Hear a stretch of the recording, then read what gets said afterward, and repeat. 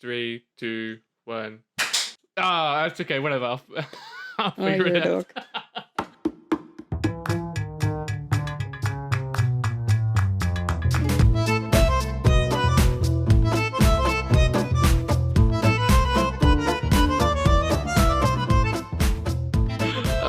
Thinking so hard.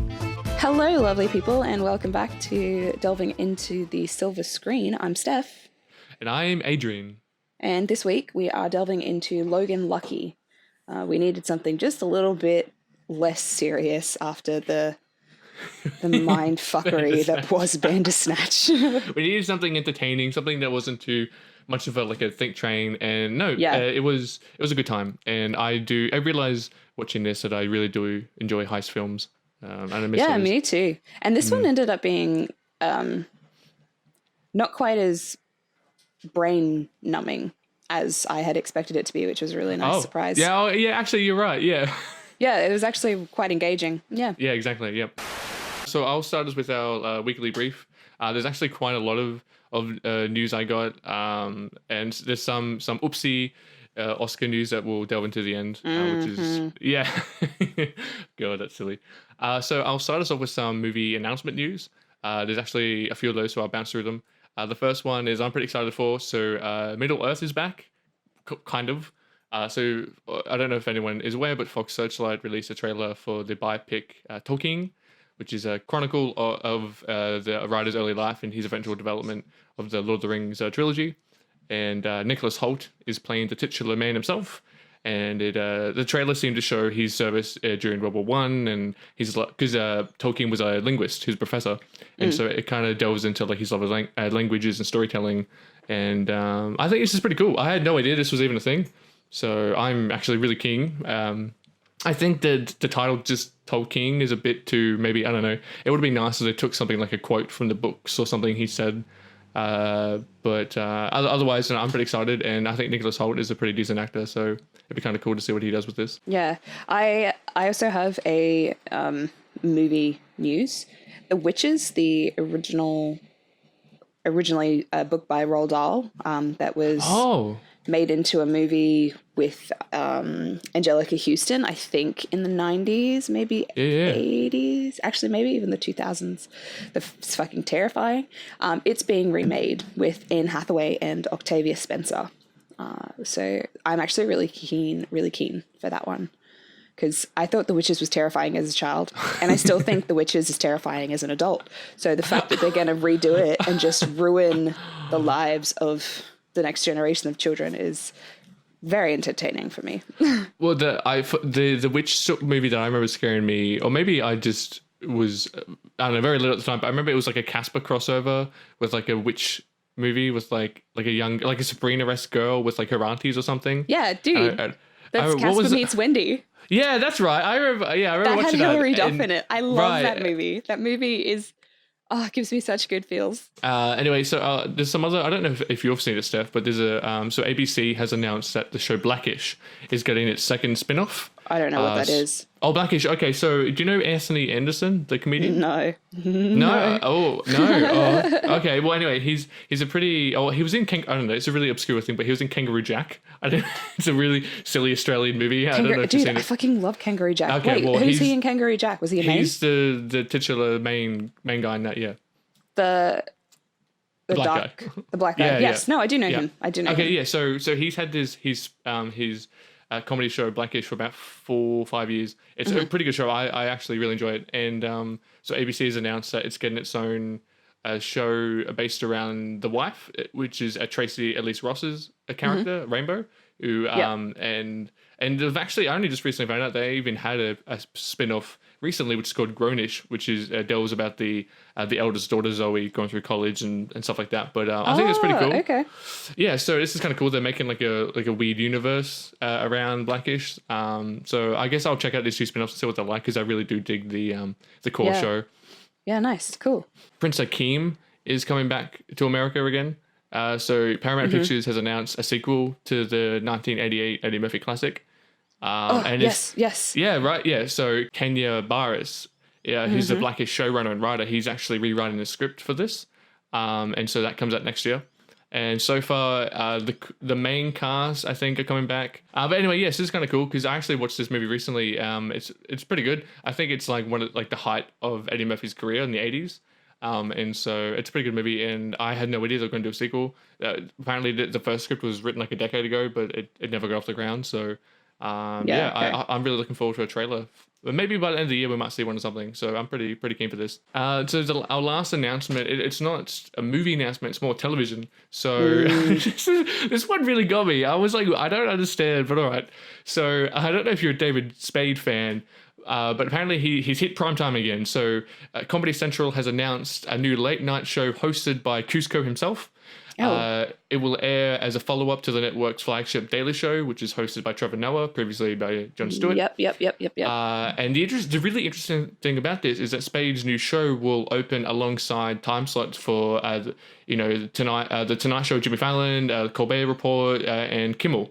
They've got high expectations of him. Right, yeah, because so they're bringing a brand new IP with a kind of not so mainstream comedian anymore.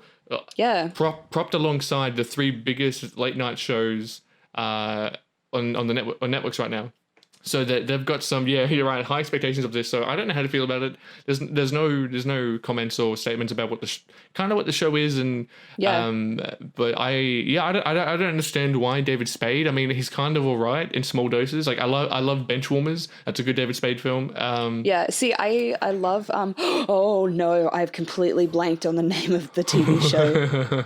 Oh my gosh, that's gonna kill me. You're talking about Just Shoot Me? Yes. Oh, thank you. I love Just Shoot Me. It's a good show. Just Shoot Me. So that's where I know David Spade from. But I'm actually not super fond of his later stuff. And I think that comes to do with like, I'm not super into comedy shows or movies usually. I just find it really cringy, and I can't handle watching people embarrass themselves. It makes me super uncomfortable. Yeah, because the most recent stuff I've seen him in would have to be obviously those Adam Sandler grown-up movies, and I think Rule of Engagements when that was on TV, and that show was kind of okay.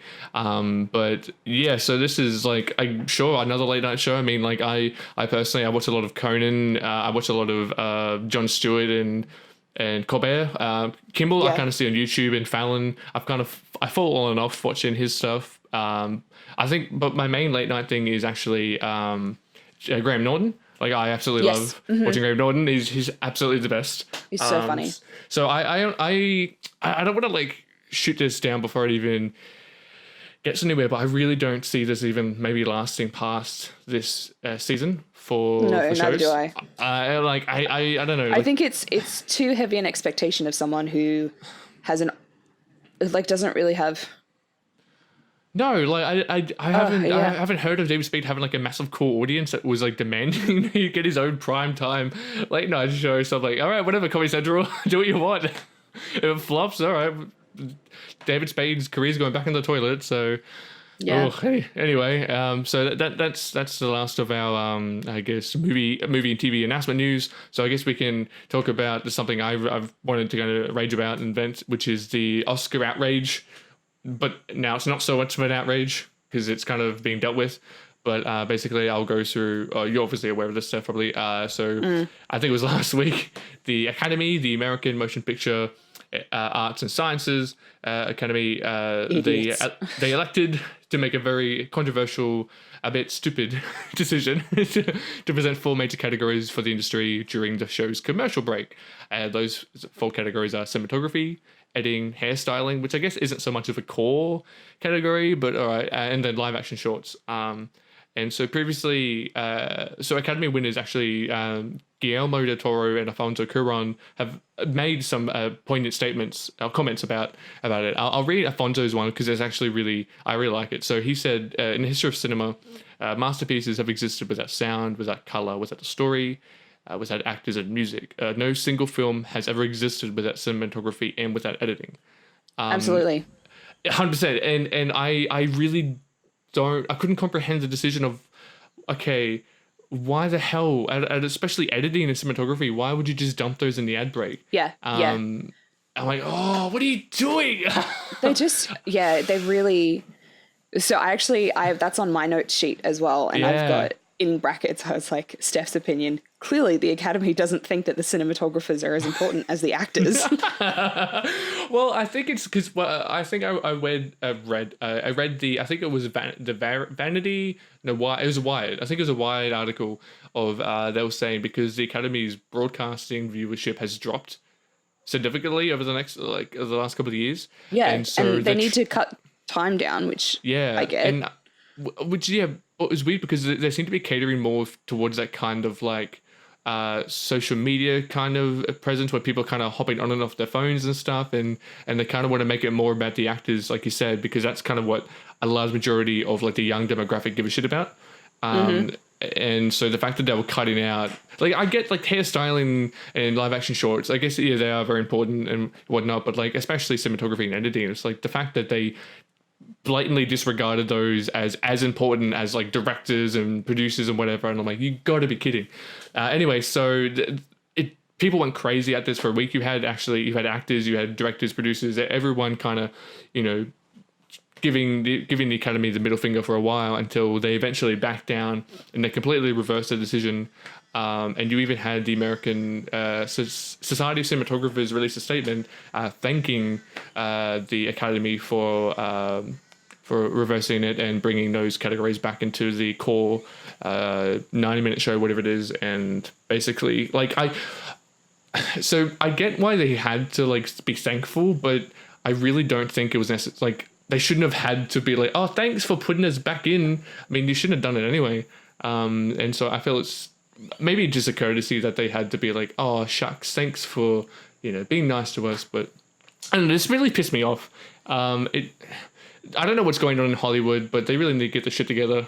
Because Yeah, and I think it boy. also, it's just becoming really difficult, I think, to navigate in the media world that's happening. Like, a lot of people, no, we don't watch the full Academy Awards anymore. No, I haven't in ages. They do take forever, but also I actually really hate sitting through the ads, so I would much rather watch the highlights at the end or the day after, because I like stuff happens during the ads anyway. Why not just show me it? Because I don't want to sit there watching ads. I don't want to do the ad breaks because it's boring to me, and that's the moment that I'm going to turn away. And the decision to shift cinematography and editing is just kind of like, in this day and age, that's actually the only thing that's being totally consistent, is the fact that we need cinematographers and we need editors. Yeah. Like, in trying to adapt with the times and make people happy, they're alienating the one constant in the media world, which is just insane. I think they were alienating like the industry itself by doing that. Like, you know, you had some of the biggest names in directing and cinematography and acting be like, hey, what the fuck are you doing? And so like I think you're right. I think they're just trying to cater to whatever audience they think they have. What's your opinion, I guess, on their the decision to have no hosts actually for the show, and that they're just going to keep, you know, rushing on and off presenters? What do you think about that? I think the presenters have their own skits anyway, so it seems sensible. And it's just becoming a debacle to try and get hosts now. Like, it's just silly. I agree with the internet, and you should have got Graham Norton. Just have him host, because that'd be great. But I think you're right. I think because they probably were afraid if they announced another Kevin Hart, another comedian or someone to host, that the same blow up would have happened. And then they're like, you know what? We're just never going to host again. We're also going to cut out category. Like, I just think maybe, like, do you think maybe that we should transition to something like another type of award ceremony? Maybe not, because obviously, like, they don't really have this viewership anymore that they drastically lose it every year. Do you think there's another type of format or something they could just, you know, or yeah, that's a good point. Well, because the Academy Awards is something specific. Like, each award ceremony is for a different type of media, I guess. So there's like the Emmys is primetime TV. the Oscars is, like the Oscars and the Golden Globes, like they've all got actually like different things that they're looking for. Yep. Or things that they're looking for and things that they're looking at in general. So it's kind of just like, maybe we have too many. I think you're right. Because like maybe it's not a matter of changing it. Maybe it's just a matter of bringing it all together. Because like, I get that people are receiving praise for the jobs that they do, but we also have so many other award shows that we don't see on TV, like SAG Awards, that flies under the radar. Oh yeah, you're right. There's the well, even with music as well. There's like the Grammys and stuff. Yeah, the Grammys is massive, but then there's like the what is it? The Tony Awards. No. The Tonys are massive. Oh, okay. Massive. No. It's CMAs, the Country Music Awards. Oh yeah, okay. So it's a big deal, but is not as big as the Academy Awards, which like it just seems like a lot of fuss. It's turned out to be much more of a fuss and a political statement than it is about the actual work that's being done, especially after putting the cinematographers and editing in the ad breaks. They're obviously they're not in it for the creativity anymore. Like they're in it for a whole other purpose. And that just seems like, well, maybe it's time to stop. Well, you're right, because you even have like the People's Choice Awards. Like you have like you're right, like so say you have say for say Bohemian Rhapsody, which is an Oscar buzz movie. That's already gone through the Golden Globes, it's gone through the SAGs, it's gone through the Choice Awards. There's like 5 different things leading up to the Oscars. And you're right, maybe just get rid of the Foreign Press Association, which is the Golden Globes. Keep the SAG, because that's the Screen Actors Guild Award, but make the Oscars like the only proper like seasonal awards these movies get. Not have like they get 6 other awards and then you get to the Oscars, because by then people kind of don't care, and I think that's where it comes from. Or even like maybe it's time to narrow down the categories. Maybe streamline it a bit. Yeah, and not in a way of like cut this, cut that, but like maybe the sorry, I have a little bit of a headache, so my words are slurred. No, you're right. Like, I don't know. I always hear about the actors. I always hear about the directors. Yep. But the cinematographers and the people behind the scenes are often obviously left out and put under the bus. And I think the only... So maybe we make it more about them in this instead of about the actors, because the actors always thank the team, and so does the director. And when a movie wins an award... When a movie wins an award, the cinematographers, the editors, the clothing people, they're all up there too. So maybe it's time we have an award ceremony. And I think there is one, but like that's it's just not, a technical very, award. It's not very publicly. It's not made very publicly aware. So maybe it's time that we kind of cut back one of the ones that's an all-rounder and focus on really like giving the praise where it's been lacking. You're right, because I think like unless you're really invested in, I guess, these industry awards and you follow certain filmmakers, I think the only time like editors and cinematographers and stuff come into the limelight is when like their work helps win Best Picture, and then that's when you get the kind of renown. So, and you're right, it is just all about the glam about the actors and actresses, and it's everyone else is kind of left on the side. And you don't even get to see until a TV show as a whole or a movie as a whole wins an award. You don't actually get to see how much crew is there at the awards supporting this film. Or it's just kind of like there's one person up there, there's one director speaking, there's one actor speaking, but like there is a mob of people also at the table ready to support. Well, you're right. Even though they're probably not nominated for anything, but they were part of a team, and the team as a whole when they win that award is recognized. Yeah, and I think maybe what you said is probably really important, because from this happening, and when you said that whenever people win an award, one of the first things they thank is the team, which is the hundreds or dozens of people that make the project. So I think you're right that maybe this kind of weird back and forth they had with these, especially the editing and cinematography, maybe this might, because of the explosive nature that the American the Cinematography Society kind of lashed out with, maybe this might provoke more catered.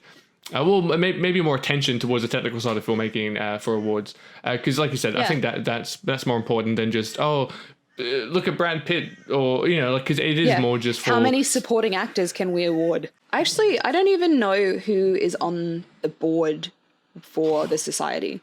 Like, are they even cinema professionals? No, not really. They're just.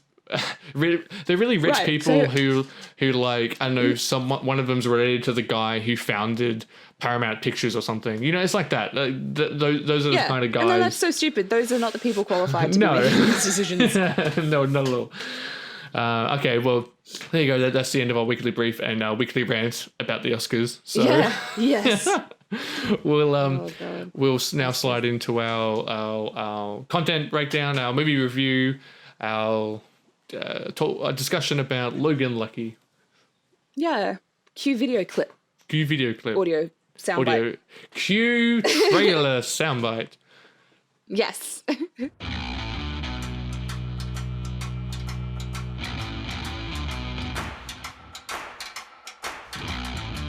Jimmy, I'm just gonna say it. I gotta let you go. You were just fired. I was let go for liability reasons involving insurance. The one-armed bartender. You need to show a little respect. Charlotte Motor Speedway. So here we are. This is Logan Lucky. So I'll give a very brief synopsis about the film. Logan Lucky is a heist comedy from 2017 by famed director Steven Soderbergh. He's most known for the Ocean's trilogy. So the film follows the Logan brothers, two blue-collared patriots living in Virginia, who delve into a hilariously short-lived career of crime. And I mean very short. Yeah. One job and they're out. Well, because they're not trying to be criminals. They're actually trying, they need the money for something important. Well, they do have the plan. I want to get into that later, but I love the plan he has in the fridge for the crime. Yeah.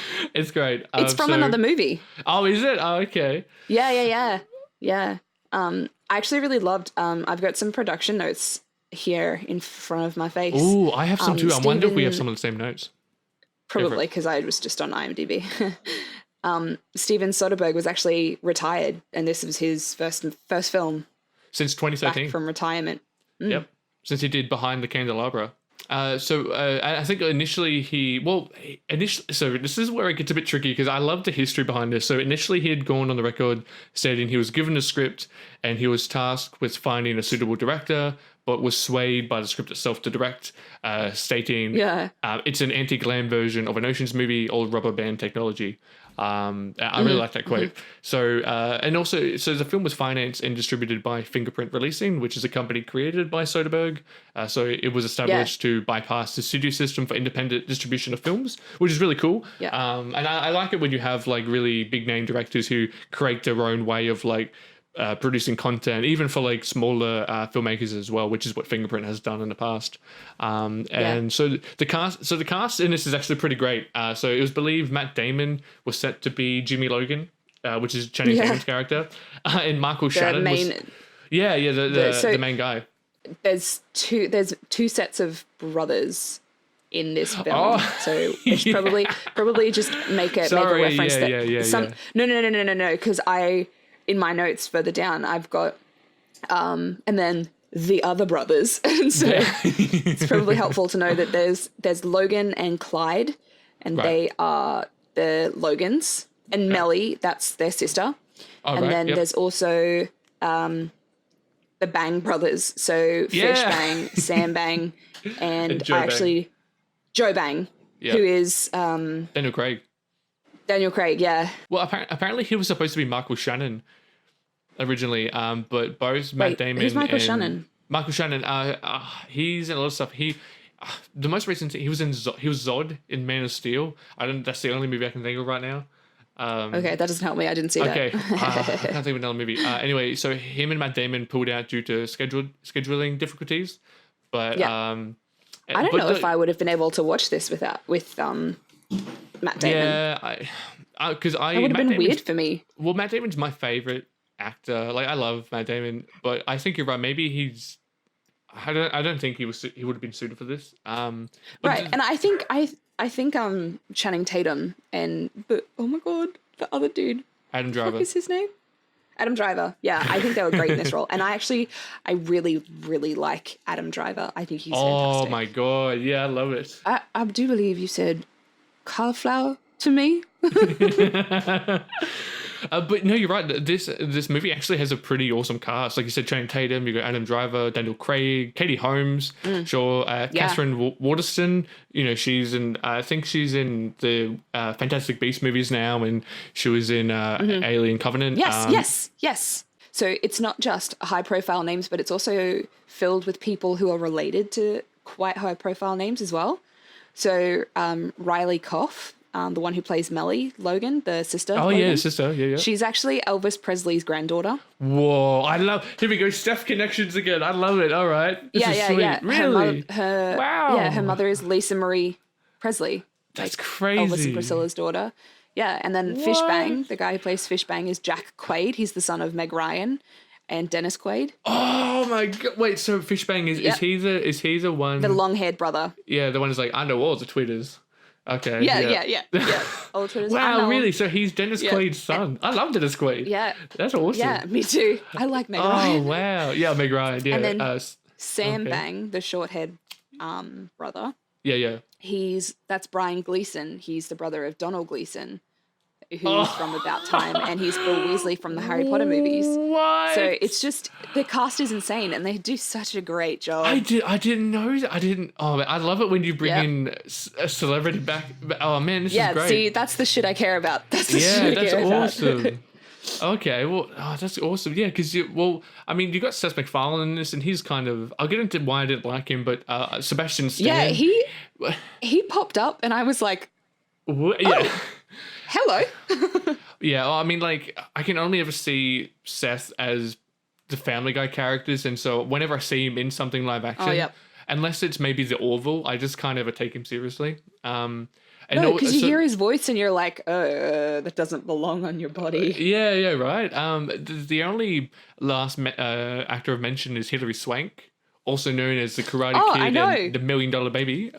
Yeah. But she And from P.S. I Love You, if you're right. I think she has the smallest part in the film, but she comes in. She does, at the which end. is so bizarre to me. Like, Yeah. She's such a high-profile name, and then they just kind of like blow her in at the end.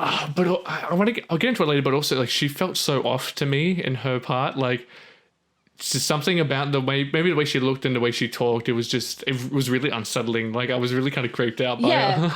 Yeah, but I actually really liked that. I thought that aided really well with her character. I really appreciated just being like, oh, you're a bit different She's full on to what you normally are, and I don't know how to take it. So I thought that was really good. There's some the what I mentioned before. There's some really interesting production background about this. So I don't know if you came across it in your notes, but so the film was supposedly written by Rebecca Blunt, a previously non-existent film and TV writer. But what happened was word quickly spread around that Rebecca was in fact a fictitious person, as none of the cast besides Adam Driver had ever met or spoken to her beside email exchanges.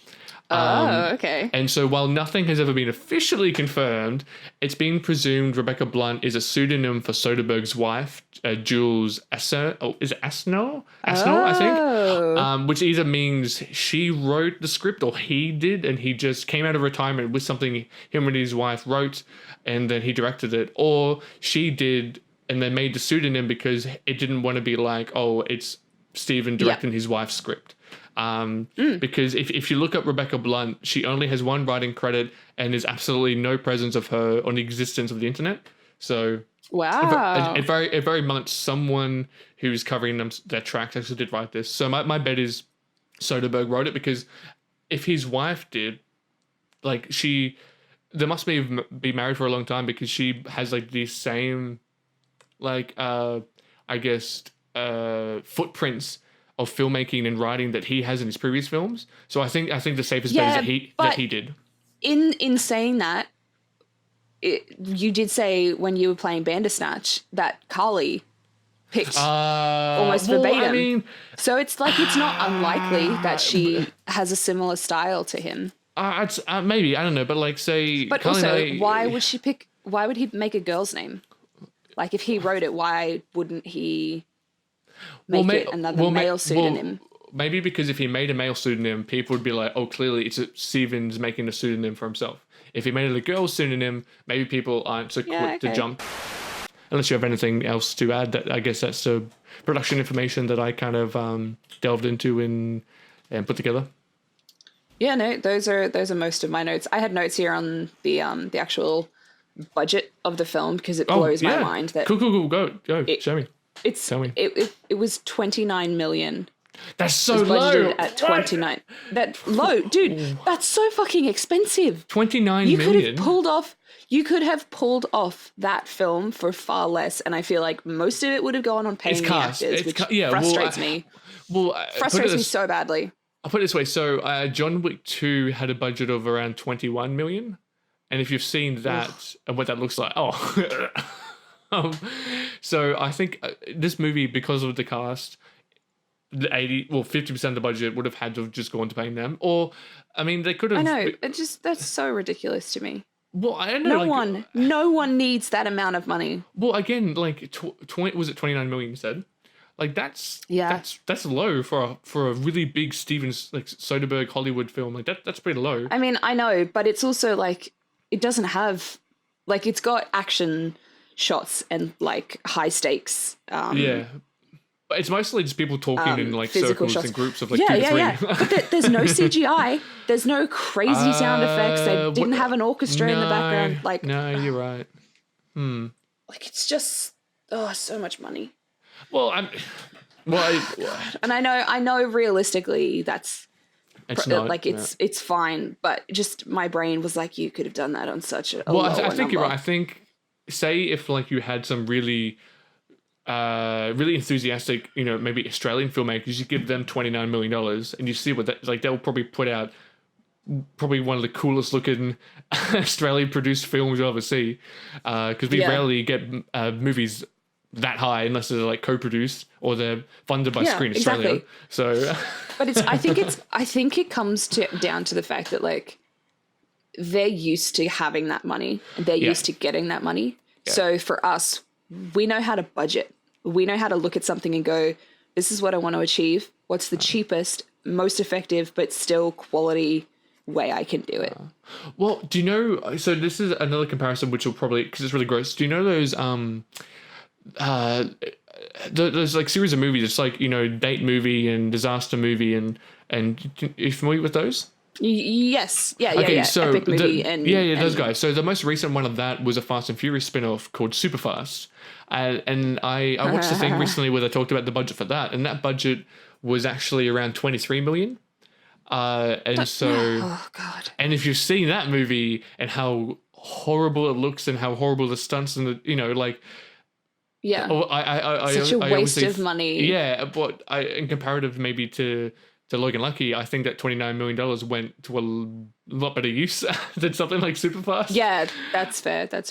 I'm glad that they paid the cast whatever they did, because my favorite, like you said, Adam Driver and Daniel Craig are by far the outstanding actors in this film. Good. I think you can really tell Daniel Craig had a lot of fun playing this. Because the world kind of seems that he's being like his career or his maybe his interest in acting has kind of become sullen from the James Bond films, but he really had a go as Joe Bang, and I loved every time he was on screen. It was amazing. But for me, Adam Driver, just his mannerisms, the way he talks and holds himself, like He Adam just Driver changed Yeah, everything in that role, and it blew me away. Well, he was seems just to be really one of those happy. actors where whatever role he goes into, you don't see him as his person. You see him as who he's supposed to be. Where, in contrast, Yes. Channing Tatum, I Like have the a Meryl problem. Streep of the men. Yeah, right, Meryl Streep. Yeah, because for me, Channing Tatum is an actor that I only could ever see Plays him Channing as Tatum. Channing Tatum. Like that's why I did. Like he was fine in this, and he served the role well. But I can never see him other than anything but him. And it kind of every time Yeah. I watch a movie with him, it detracts me from. Oh, I'm clearly watching a production. I'm not like inside this world or Yeah. anyway. I actually really liked the idea that the name of the film, Logan Lucky, is a flip on the fact that throughout the whole film they talk about the Logan hex. My very first thought was that it was doomed to fail because Clyde literally has exposition at the beginning of the film that explains the Logan hex. And in that, everyone in the Logan family, whenever something good happens, tragedy immediately follows. Nuts. So I was like, no, we're doomed. We're doomed. To me, that so when writers and because I do that with the stuff I do for when that happens in movies and TV, for me that's an automatic flag that you're supposed to expect the opposite to happen. So when someone's clearly explaining, oh, we have this curse about failure and blah blah blah blah, it should be very obvious that that's clearly not going to happen by the end. You'll have a point where you think they're reinforcing the point I brought up earlier, but they're clearly going to flip on it. And to me, straight away, I was like, oh well, I'm obviously going to expect that this is going to work out for them. But Yes, that's true. See, I think I have watched so many trashy films that the immediacy of that exposition was like, oh, someone is trying to warn me. oh, okay. Rather Well, rather they are than trying to being warn like, you, but oh, they're trying to that's trick you. I was a super big fan of the idea that Jimmy and the men of this world were really big on protecting their women, and I know that most men are, but this one was a lot more like Jimmy has a daughter, Sadie, and Sadie is into pageantry. And the mother is always like, you can't have ice cream because no one likes a fat girl. Yeah. And the mother is Katie Holmes. Yeah.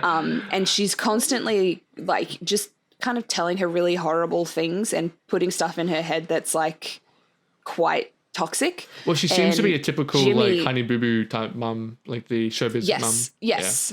Yeah. But I love that Jimmy is very much like, that's bullshit. Like, you're perfect and I love you the way that you are, and anything that anybody else has to say is wrong because they're just jealous and stuff like that.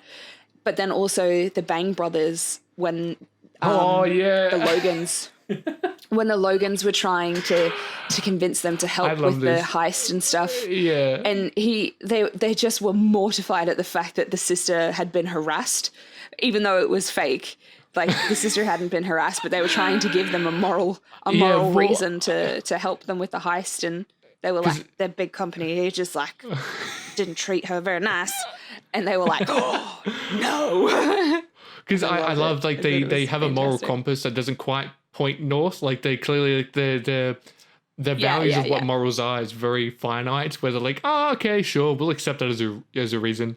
But I love that scene. And I think you're right, because I thought generally everyone besides maybe Seth MacFarlane's character, there seemed to be a world of generally good-hearted, nice people. Yeah. Like there was not a bad-blooded, ill-intelled person in the whole movie. Like everyone, even the stepdad was good. Katie Holmes didn't turn out to be a bitch. And I was finding it quite confronting watching it because I always expected like the other shoe to drop. When Katie Holmes's husband when he interacts with Melly, the sister, I was like, oh God, don't be gross. But he never did. No. I felt horrible because that's just what I'd expected. He was just tooting his own horn because he's like, look at me, look at my cool cars. I drive a Mustang. And I thought, but I thought he was trying to like crack onto her. I got the same impression so I was like, too. no, don't be gross.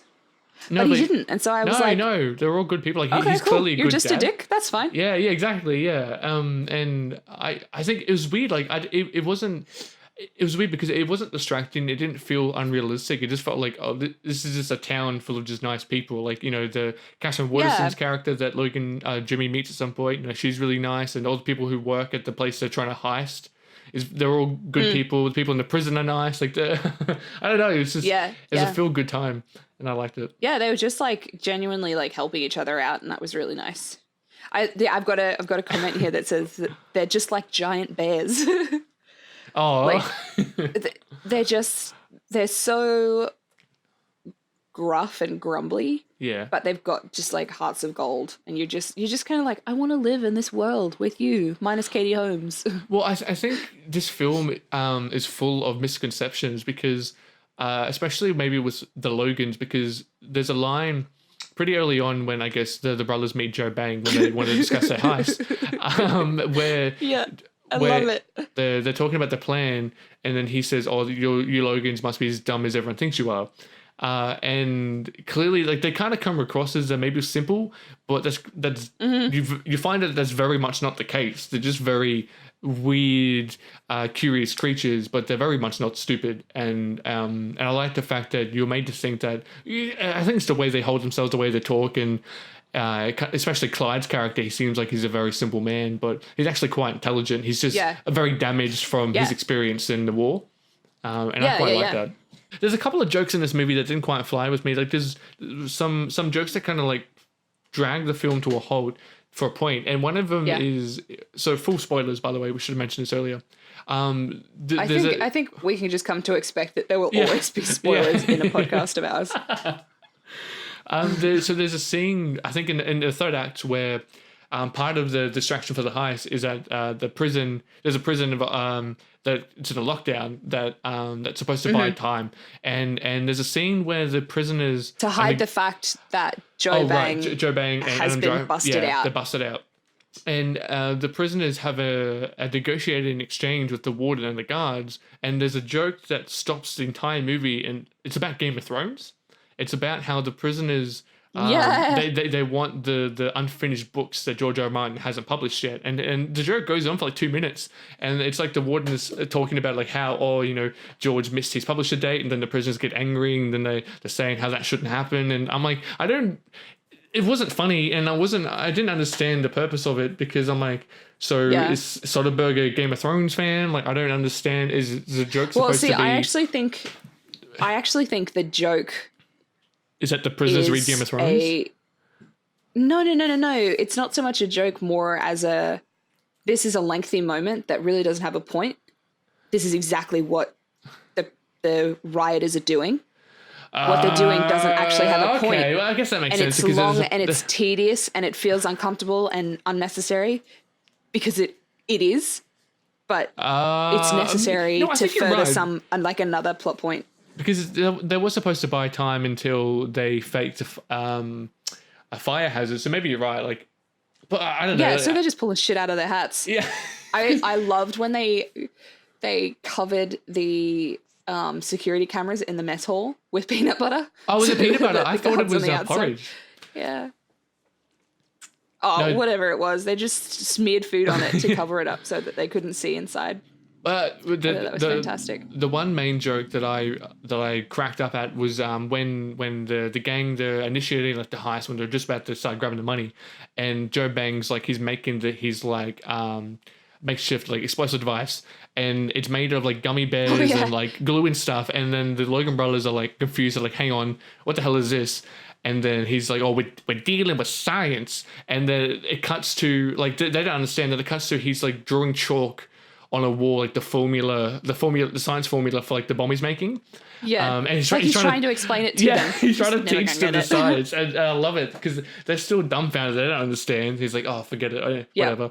I loved that scene when he stuck it into the tube, and then he did the runner, and then just that moment of pause, being like, what is he doing? Yeah, and then Jimmy goes, oh, explosives, shit. Like, I just love. Maybe it's just the interactions, Channing Tatum and Adam Driver, because they had such good chemistry, and so anytime they did anything was great.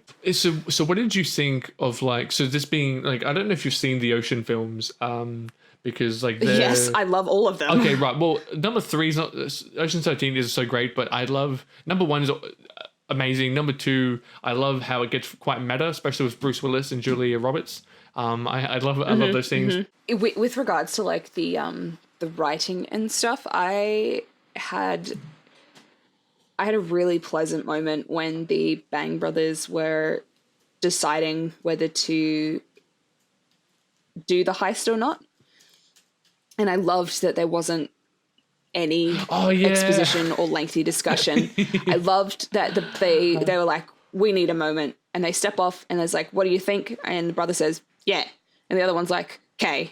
Like, that's all they needed. That's all they needed. Like, I really hate when writers take time to go through like the eternal thoughts. Yeah. On a decision. That's yeah, not when needed. it's actually not really necessary. No. So I was really happy about that particular moment because I was like, oh God, I don't think I could handle a like slapstick will they, won't they in this moment right now. Well, I didn't get it, which was fantastic. I think there's also towards the character of like they're clearly impulsive. And so I like that, you know, their lack of thought is all, because of the chemistry as brothers, and also like they tentatively jump in headfirst into things. And I think maybe that was symbolized by the fact that they were apple bobbing or whatever it was. Like I may be looking into it too deep. Pig's feet, yeah. Pig's feet, yeah. So that's probably me looking into it too deep, but that's kind of what I got from that scene was that they were literally like diving headfirst into things. So, but no, you're right. I think that was really cool. True. That's and I also did love there's a scene where when they're introduced where Joe tells them they have to go get something from a bear in the wood. And it just cuts to they walk up, it's a wide shot and they walk up to a guy in like a Yogi Bear costume. He just hands him a bag of stuff and then it just like fades in there. And I just love the blank expressions of like, we're not entirely sure what this was and why, but I don't know. Yeah. Stuff like that, like this quirky Steven Soderbergh humor that I haven't seen obviously since the early 2000s with the Ocean's movies. I think it was quite missed because he does have a particular charm, and like his statement that I said earlier, this very much does feel like an Ocean's movie, like a spiritual successor more than Ocean's 8. I haven't seen it, but the consensus Ocean's 8 is is fantastic. Okay, well I've heard a lot of it's pretty mediocre, but I think maybe this is my Ocean's 14, I'd say.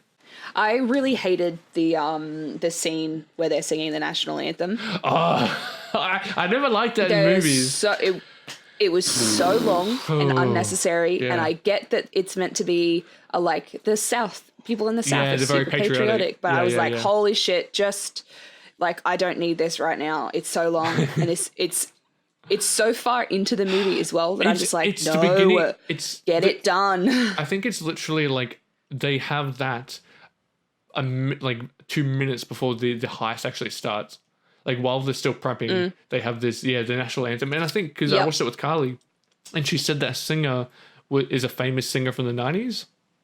Like that's Leanne Rimes. Leanne Rimes. Okay, I don't know who that is, but Carly was like, "Oh, look, it's Leanne Rimes." And I'm like, "Oh." But because because speaking of that, like we obviously did like the anthem, but there's a song. A song that's reincorporated from the very opening scene at the very end where you said Channing Tatum's daughter Sadie at the pageant, she was supposed to sing Umbrella, which is a weird song to sing, but that she chooses because... Which is a euphemism for Rihanna's vagina. Yeah. That was a weird line for a child to have. Yeah, well, cause obviously I've known it for a while, but I thought it was hilarious when like this 8-year-old kid... I actually didn't know that. Oh, okay, I've known that for ages. But because that was a good joke when that comes up, when you first are introduced to Katie Holmes and her family dynamic, and then the kid's just like, he's spouting Umbrella means vagina or whatever, and I thought that was funny. But I love it where Sadie's... the song that you're referring to is Country Road, the one that she sings. Yeah, John Denver's, yeah. It's... I love how she's spurred by, Channing Tatum walks into the auditorium moments just after leaving, I suppose after dumping the cash, I imagine. Yeah, and it's a big moment too because he's been missed. Kind of flaky. Missed a lot of stuff. Yeah, like not intentionally. Say again. Oh, he's been he was unintentionally flaky for a lot of stuff in her life. Yeah. Just like fucked up the days and. Yeah. He never intentionally like, I have other things to do. No, just life got in the way by circumstance. Yeah, it's almost like it's part of the Logan Hicks. Well, okay, there you go. Yeah. But no, I love like Sadie is super important to him, but every time he tries to do the right thing, he still manages to mess it up. Shit always happens, yeah. And I do love, like, while her singing is hilariously awful, but it is a really nice moment because it's clearly she's singing it for him, because that comes back around from the beginning where the film opens literally with he's tuning the car and she's helping him, giving him tools and stuff, and they're playing the John Denver song. And so it's a really, really nice moment that I thought was very subtle and it was good. And then you had the crowd was kind of spurred. Like, again, it showed the patriotism of West Virginia. So I think you could have done that without having the national anthem. But I guess because of, like when in Australia we have like big events and stuff like football and stuff, people sing the anthem anyway. So I mean, I know, and I get it, but like, I don't need to see the whole fucking song. Such a waste of my time. Yeah, it was quite a bit of it. Hey, actually, what did you think? Annoying. What did you think of the Seth MacFarlane Sebastian Stan kind of arc, like with the racing and the driver and all that? Because it kind of seemed like inconsequential, really, until I guess Hilary Swank came into it when she interrogated Seth, like the whole Sebastian Stan not wanting to drink it was kind of weird. I don't know. Yeah, he just kind of seemed like a subplot that didn't really do anything. It was referenced and he's in it at the beginning before the races even start. Like, he's part of the scene where Jimmy says cauliflower and says essentially that like some shit's going to happen. Yeah. I need your help to do it. After they torch a car. Like they Molotov a car. Yeah.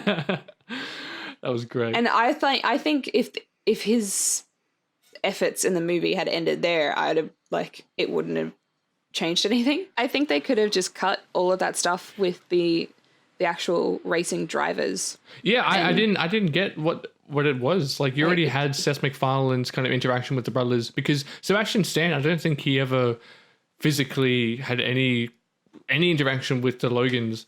So I kind of felt like his character, you didn't need it. Yeah, and I think like there's kind of that little moment of backstory needed. Oh yeah, when you're talking about where they have the weird the interview when he's in. Yeah, he's like, food is my software. I just think it could. Oh no. When Hilary Swank's character is interviewing the other dude in the bed. Oh yeah. After he's had his nose broken. I think they could have had the interaction at the beginning where he was rude to Clyde. Yeah. And then they could have cut to them in the hallway when they're fighting. Because I think the fact that they were fighting kind of already says that they're on bad terms. Yeah. Yeah. Okay. Yeah. And I just don't think any of it in the middle with the races was necessary. Like, it just felt like a waste of my time and a waste of story.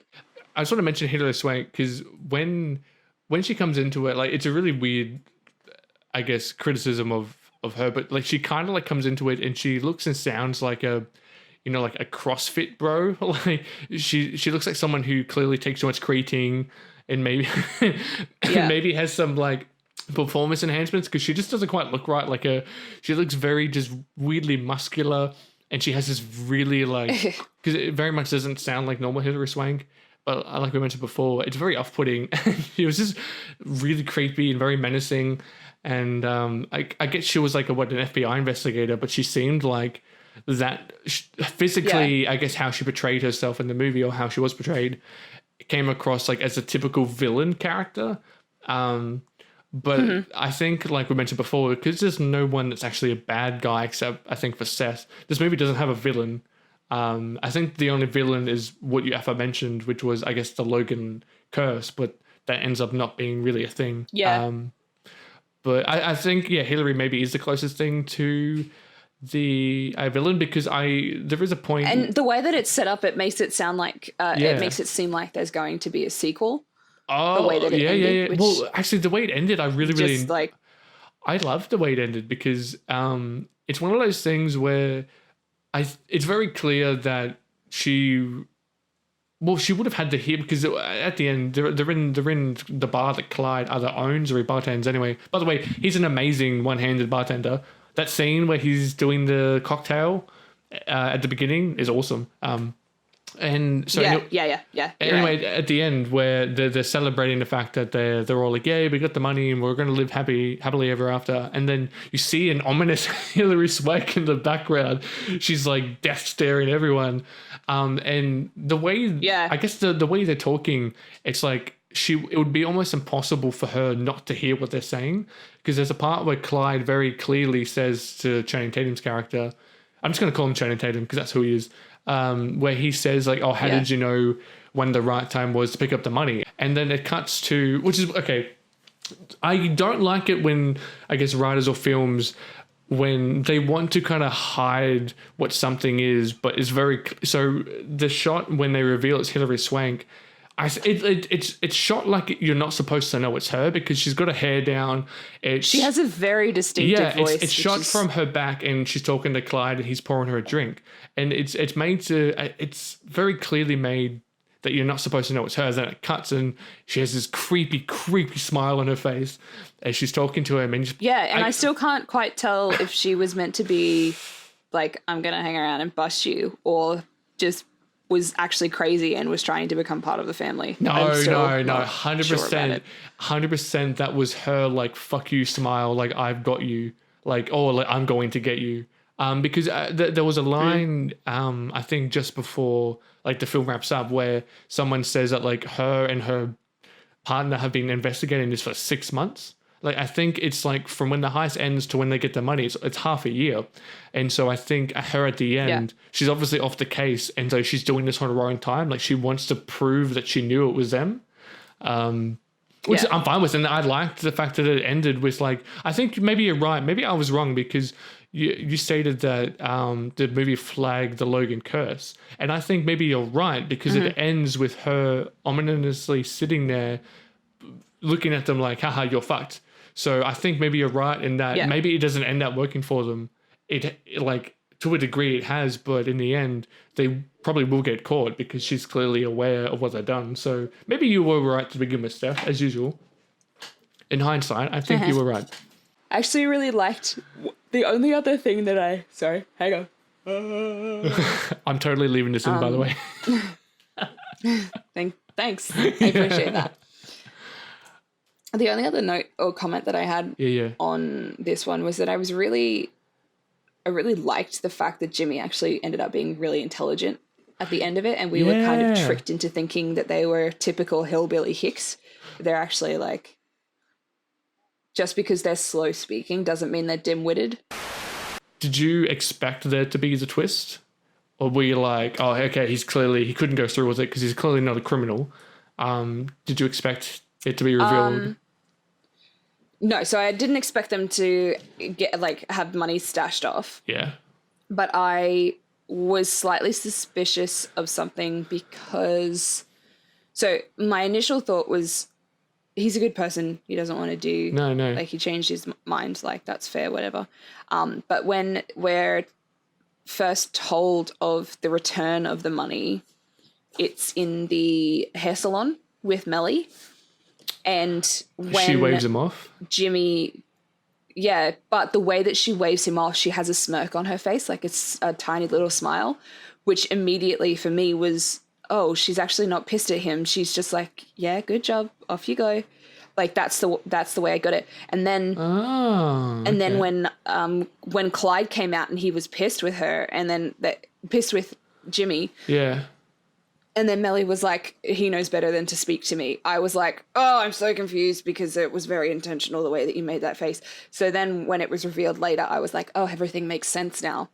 Because she was kind of this acknowledgement of like, yes, you did a good job. Now get out of here before we get busted. Oh, okay. Maybe you're right, because I think for me, when I clued on to that, clearly, you know, Soderbergh was trying to pull the wool over us was...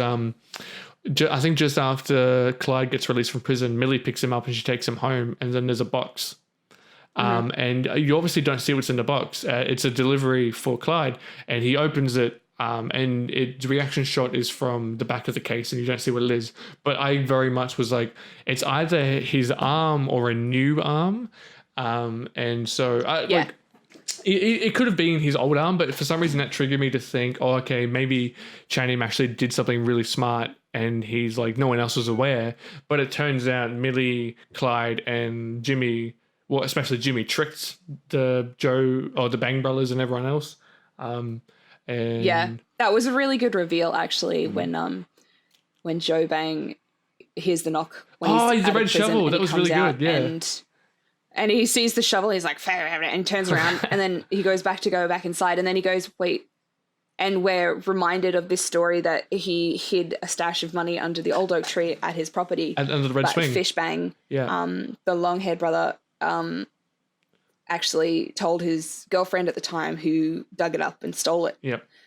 And so seeing the red shovel was like, go and dig under the swing, go and dig under the swing. And so he goes and digs, and then there's the money, and you're like, oh, it's so sneaky. Yeah, because then I love it that they cut to like the camera focuses on the red zip tie or tags on the bag, and then it cuts to I guess Jimmy narrating what's going on, and then you see certain bags that they're carrying, they're dumping in certain places, and that's the money that they kept. Everything else was what Jimmy then purposely left to be found. And so I think the smartest part and the best part of the movie for me is the twist when they reveal the real plan, and I'm like, oh, this is kind of cool, and like I guess you that was a really good one. I did like that. Well, that's the review that we have for you on Logan Lucky. Let us know if you've watched it before, or if you're keen to watch it, and what your thoughts are on it, because we always love to chat with you guys about all the stuff that you think, because obviously we're just two people, and there's a bunch of other people who watch this and have different opinions to us, and we like to explore those and understand different stuff. We're all about see discussing different points of view. Yep. Yeah. Like, dude, we came at two different points of view when it came to the Ballad of Buster Scruggs, and we kind of met in the middle by the end of it. We did, didn't we? Yeah. Yeah. So that was really cool, and we'd like to do that for everything. But yeah. So Adrian, what did you get up to this week? What was your box office hits? Oh, okay. So I watched a couple of things, but the only thing I really got into, so I'll go through what I saw, was the Marvel's Punisher season 2, which is on Netflix. I guess because Netflix took off, or actually cancelled all the other Marvel Netflix shows, and Punisher was released recently, and I watched the whole season over I think a week. Whoa! It cancelled.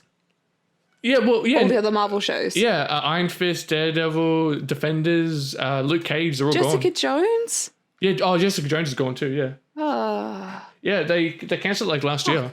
The only reason why Punisher wasn't cancelled was because it hadn't been released yet. So I'm pretty sure maybe after it's hit like a couple of month run, they'll just axe it. Anyway, so I watched season 2 every week, and while it was entertaining, and I think John Barathol is probably the best impression of the Punisher that we've had on screen so far.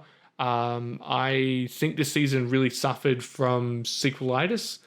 I don't know if there was the same writing staff in the first season, because I think the first season was a really tight, really aggressive, really awesome script. And you really didn't feel the 13th episode's length. But in this season, the 13 episodes felt like it was the longest ride of your life, not in a good way. So, I don't know. I think they maybe slacked off on certain areas, and the writing wasn't as good, and they didn't really delve deep in the right way with certain character arcs and whatnot, and they were a bit vague on other things, and the action seemed to be a lot less intense and less choreographed. It seemed to be quite bland.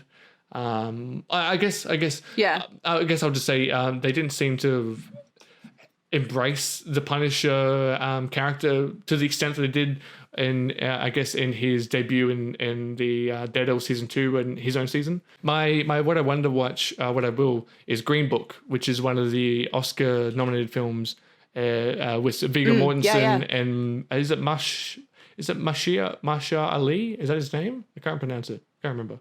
Masha Ali. Anyway, your guess is as good as mine. Green Book. It's based in the 60s. It's about I think Masha Ali. I can't remember his name. Anyway, so he's a famous pianist who's traveling through the South, a very racist South in the 60s, and he hires Viggo Mortensen's character, who's a bodyguard and a security guard, and he basically it's like driving Miss Daisy in like the racist South. That's pretty much what it is. And so Viggo Mortensen is his driver. He's trying to take him through all his concerts and his tours, and they kind of bond over the shit that they go through. And it's a character driven movie. And I think because we watched a while ago, we watched Mr. Captain Fantastic, which was a Viggo Mortensen film that we both really enjoyed. I think that's one of the best films I saw last year. Yeah, and so from that, I'm really keen to see this. Well, this past week I watched Nerve, what's that? the social media driven truth or dare movie with Dave Franco and Emma Roberts. Oh, never heard of it. And it's so it's the game is called Nerve, and you log in. You can either be a watcher or a player, Right. and if you watch, you pay to watch, and you give the players dares and stuff to do, and they complete the dares for money. And then it's kind of like this ranking system. So the higher your points, the closer you are to being in the finals, and then winner takes all at the very end. But it's very heavy on the idea that social media is controlling our lives and that anybody can do anything just by knowing our name. Oh, well, you can to an extent, I think. Yeah. But, and then it takes it's a very adventurous nighttime, style of shooting. Okay. It takes a very dark turn with the story towards the end of it. So it's much more of a technology is taking over and we're killing each other for it kind of. It kind of sounds story. like a Black Mirror type of episode. Yeah, it is a bit. It is a bit. Yeah. Yeah. So it was really good, actually. I enjoyed it a lot. Where did you watch it? Was it on a streaming service or where was it? Stan. Okay, I might check that out. I watched it on Stan. Yeah, it's really good. And upcoming, I really want to see Alita Battle Angel. Okay, yeah. Which is I don't even know how to explain it. I've seen the trailers for ages now, and I'm really excited for it to come out so I can. Number 4, done and dusted. Adrian, how do you feel? I feel good. Tired. Yes. It's actually really exhausting to talk about a film in depth. There's so much brain power. We did it in uni for like 2 years, and I never really felt tired doing it then, but I am now.